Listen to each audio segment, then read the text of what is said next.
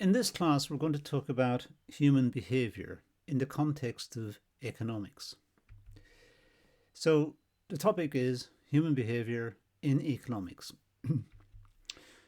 Now, up to now, we've been dealing with the Robbins definition. And those of you who have encountered the other classes on this topic, Robbins defined economics as I've got it on the slide here. But you can see it goes across. Economics is a science which studies human behavior as a relationship between, and so on. Excuse me. So we're dealing here with human behavior, and we want to talk about what that means in the context, particularly of economics. So it's quite a short class, but nonetheless an important class. So the first thing we can say is economics is a social science. It deals with people. Social science. It's not a physical science. It's not like physics or biology or chemistry. This is a social science.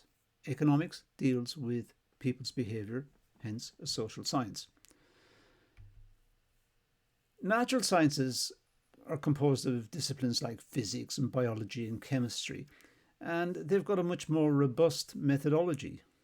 For a start, the subject matter of the study is not perverse. It's not trying to destroy the outcomes of the study. Whereas mankind, we don't like to be predictable.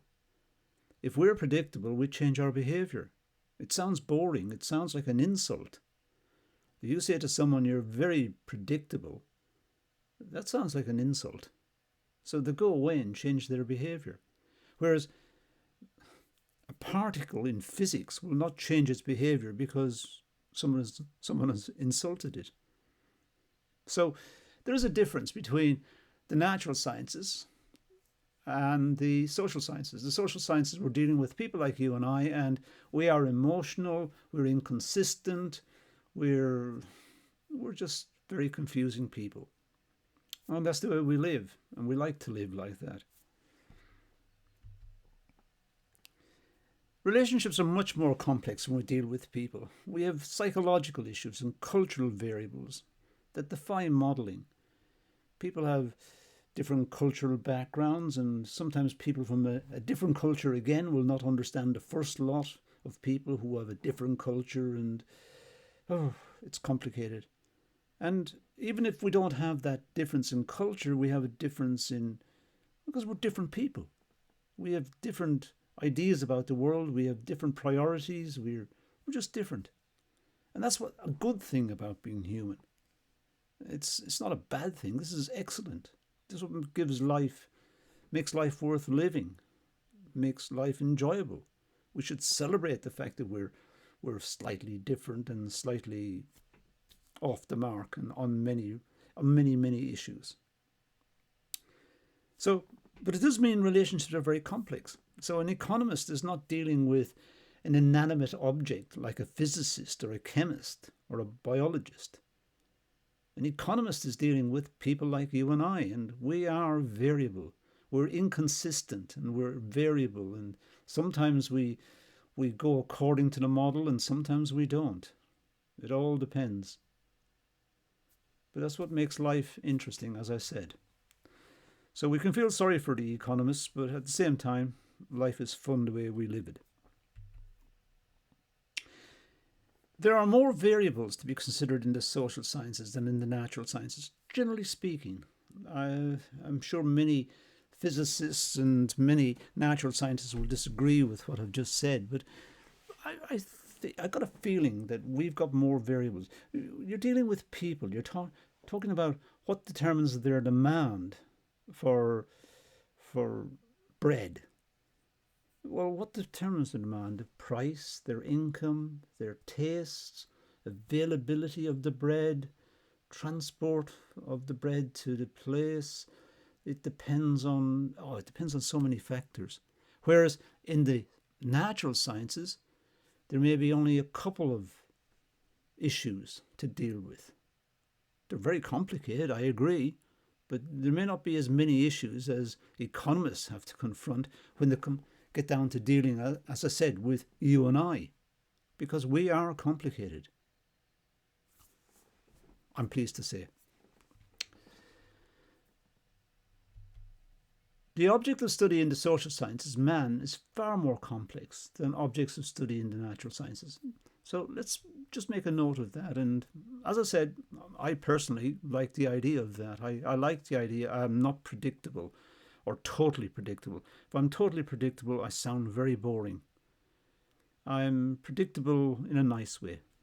And I don't know what I mean by that, but I think that's nice. I also don't like to be predictable. It sounds an insult. Um, if we say if someone says you are very predictable, that sounds like you're boring. You always do the same things under the same circumstances.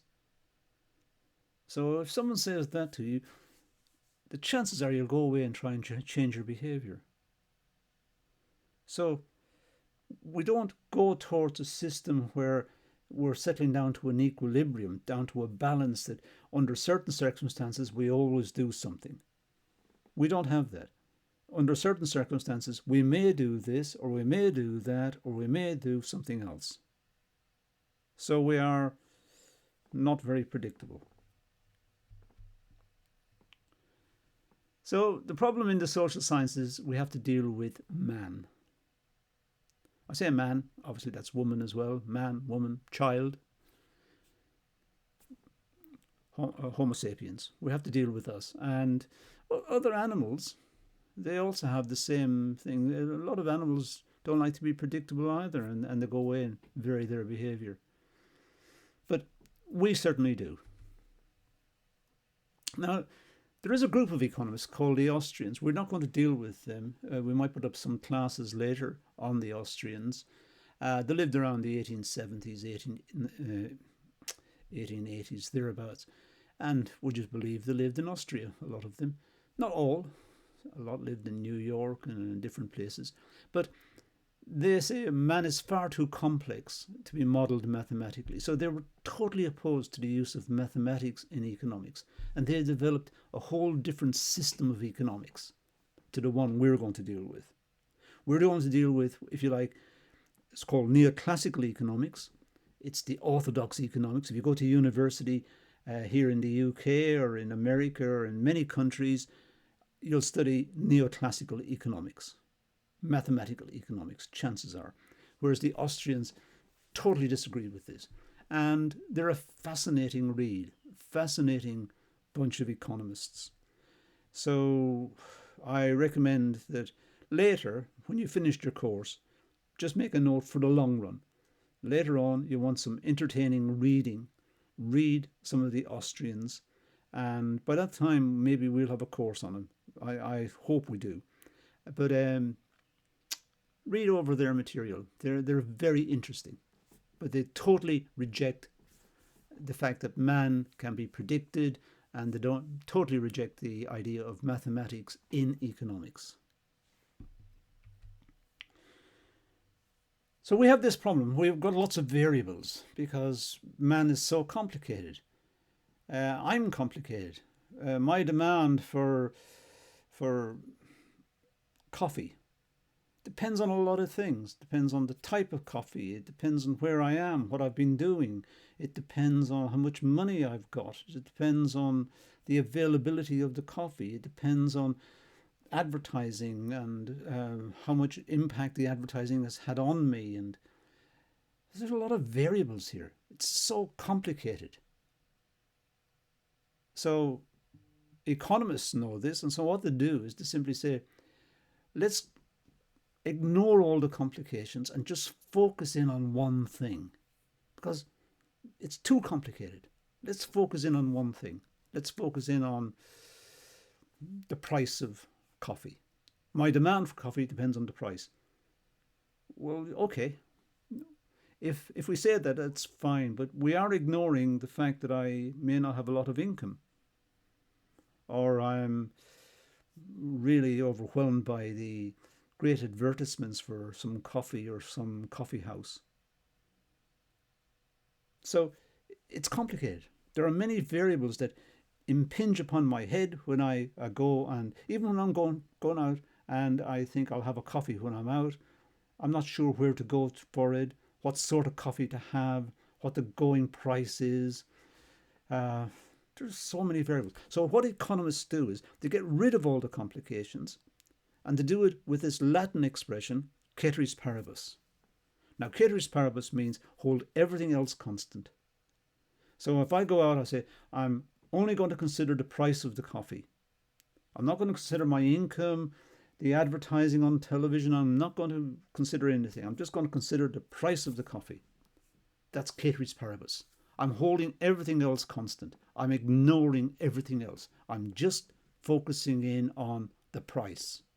I know there are lots of other things relevant, but I'm ignoring them. I'm, in a sense, holding them constant. I'm closing them out of my consideration.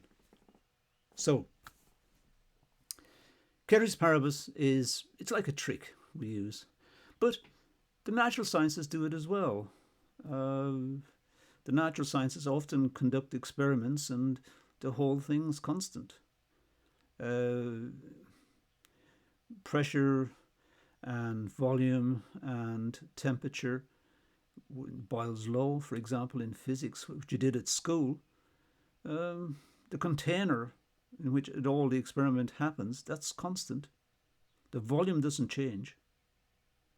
So as the pressure builds up, we can plot the relationship between temperature and pressure, assuming the volume is constant, ceteris paribus.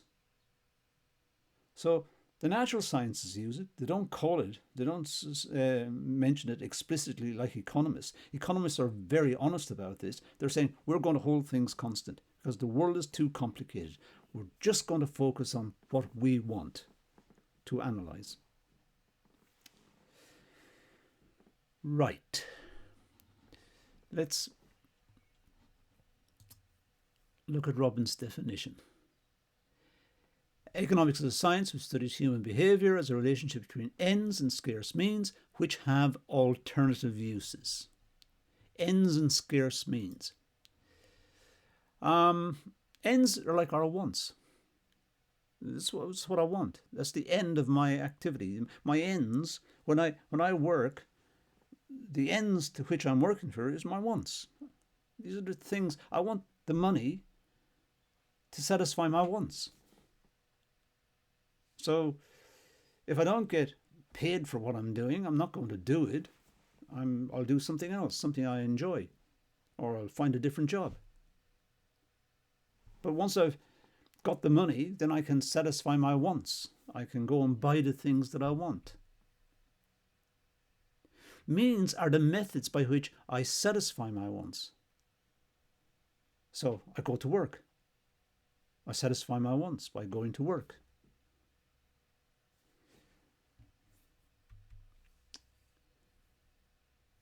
The origins of wants. Well, wants lead to our demand for goods.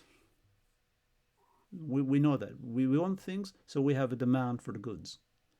Sometimes wants can be created by advertising. They generate the want. They tell us we're going to be really nice people if we have this product. So it made a want in our head.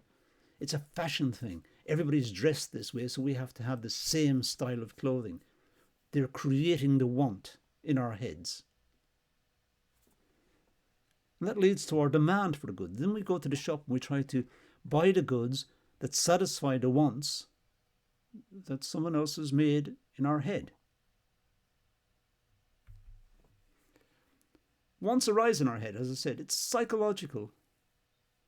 And this psychological phenomenon, this want in our head, leads us to go and try and get the goods that satisfy the want.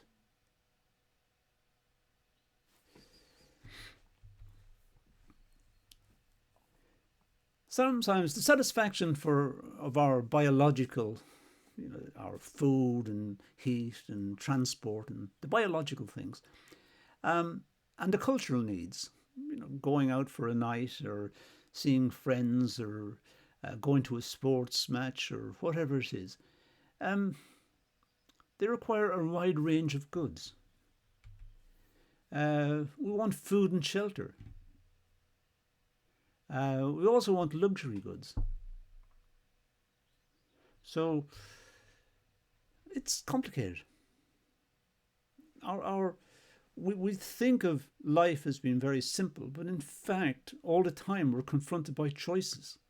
And we have to satisfy the wants in a way that maximizes the return for our limited resources. Our limited resources is the money we've got to spend.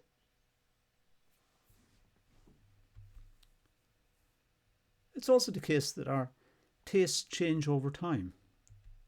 There are new fashions and trends all the time.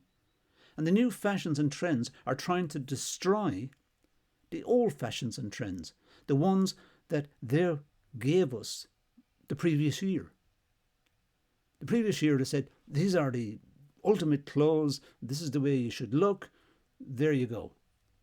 Then the following year they said, nah, those are in the past now, those are old fashioned. You need these new fashion clothes.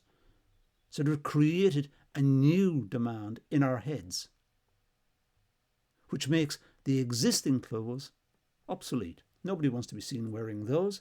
These are old-fashioned.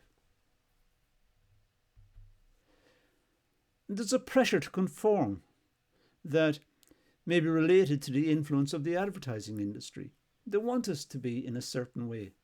If they tell us the same story over and over and over, eventually we will believe it.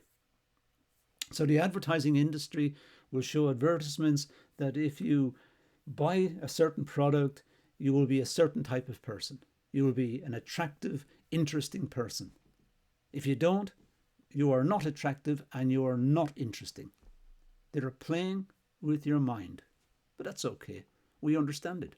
It's the advertising industry. Their job is to make sales, to sell the product, to generate a demand, as an economist would see it, generate the demand and then satisfy the demand. But the demand wasn't there in the first place. They made the demand. They made it by advertising. Now suddenly we want this new product. On top of that, of course, we know the world is changing, technology is changing, new gadgets are coming out all the time. So we live in a very dynamic environment. Our tastes change over time. There are new fashions and trends in society all the time. And the pressure to conform may be related to the influence of the advertising industry, as I said earlier. The satisfaction of some wants may generate new wants. For example, if you buy a house, you probably want to buy some furniture. So you bought a house, now you have to buy something else, furniture. And you could go further down that line. After you bought the furniture and the house, you have to buy maybe an insurance policy to make sure if the house has a disaster, you're covered by the insurance, and so on and so on. So we have this cultural thing as well. The satisfaction of some wants may generate new wants. And that concludes our partial discussion of the Robbins definition, looking at human behaviour. There are other points in the Robbins definition we need to deal with. Ends, scarce means, alternative uses. All of these are important, and we'll deal with those in separate classes. But that's all we are going to deal with here, so let's leave it at that and say thank you for watching.